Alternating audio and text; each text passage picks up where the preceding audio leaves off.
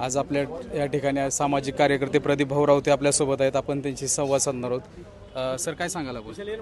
आता तुम्ही या ठिकाणी बघत आहात की मागचा 1 तास झाला आपण हे जे आमचे पार्टनर आहेत, फक्त नावापुरते पार्टनर बनवलेले कंपनी, पण हे पार्टनर नसून एक प्रकारचे टिंबटिंब आहेत. आता ते शब्द आम्ही उच्चारू शकत नाही.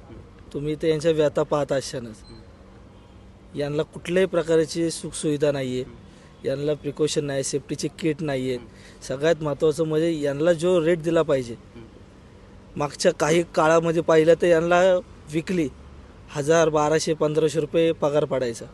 आणि आज पार्टनरच्याच नावाखाली हे लोक मालक असून बी यांना 300, 400, 500 रुपये ह्या महागाईच्या काळात युद्धजनक परिस्थितीमध्ये हे गॅस आज ब्लॅकने 2-2.5 रुपयाला भेटतो.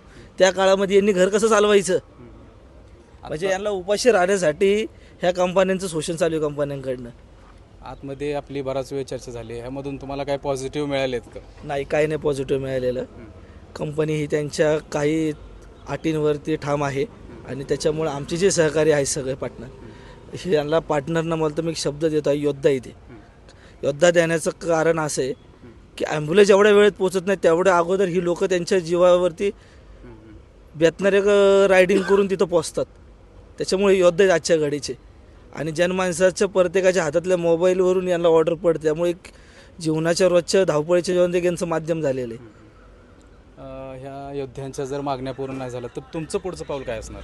आमचं पूर्ण महाराष्ट्रभर, म्हणजे आत्ता सध्या महाराष्ट्रभरच बोलत आहोत, कारण की आता काही दिवसात आम्ही यांच्या वरिष्ठ लेवलला चर्चा करणार आहोत. जर मागण्या पूर्ण नाही झाल्या तर आम्ही पूर्ण महाराष्ट्रात संपाची भूमिका घेणार.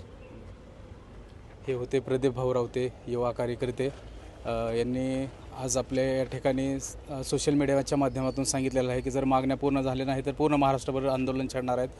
कॅमेरामॅनसह मी आनंद मोरे, धन्यवाद.